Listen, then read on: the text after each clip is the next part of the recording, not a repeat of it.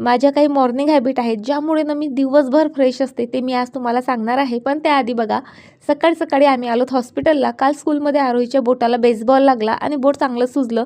3 तास हॉस्पिटलला बसल्यानंतर आमचा नंबर आला आणि त्यानंतर धक्काच बसला. एक्सरे काढल्यावर कळलं की आरोहीचा बोटाचा जॉईंटच हललेला आहे, वाकडा झालेला आहे. सो ॲनेस्थिया देऊन वगैरे सरांनी ते व्यवस्थित केलं. आरोहीने प्रचंड गोंधळ घातला हॉस्पिटलमध्येही आणि घरी आल्यावरही तिचं असं काहीसं चालू होतं. तिला खाऊ पिऊ घातलं, जवळ घेऊन झोपी घातलं. त्यानंतर किचनमध्ये आली. हा सर्व पसारा वगैरे आवरायचं होतं. सो तो सर्व आवरला, भांडी वगैरे घासली आणि पूर्ण किचन स्वच्छ केलं. असं किचन स्वच्छ केल्याशिवाय मला काही सुखाची झोप लागत नाही. सकाळी उठली की माझी पहिली सवय असते ती म्हणजे भरपूर सूर्यप्रकाश मी अंगावर घ्यायचा प्रयत्न करते. त्यातनं इतकी पॉझिटिव्ह एनर्जी मिळते ना आपल्याला. त्यानंतरची दुसरी सवय म्हणजे सकाळी सकाळी मी 3 ते 4 ग्लास गरम पाणी पिते. त्यामुळे आपल्या बॉडीमधले जे काही टॉक्सिक घटक असतील ते बाहेर पडण्यास मदत होते. मेटाबॉलिझम सुधारतं, स्किन हायड्रेटेड राहते आणि बऱ्याचशा गोष्टी.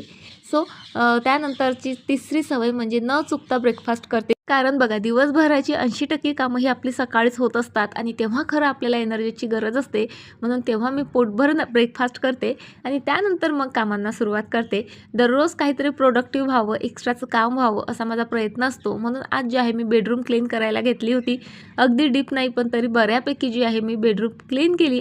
त्यानंतर मी एक प्लांटर बनवलं होतं. त्यामध्ये मला प्लांट लावायचं होतं, पण मातीच नव्हती. खाली गेले, माती आणली आणि त्यानंतर ते प्लांट लावलं. बघा, एवढे सर्व कामं करण्यासाठी जे आहे मला भरपूर एनर्जीची गरज असते. ती एनर्जी, ती पॉझिटिव्हिटी मला माझ्या सकाळच्या छान अशा सवयींमधून मिळतं असं मला तरी वाटतं. चला, बाय.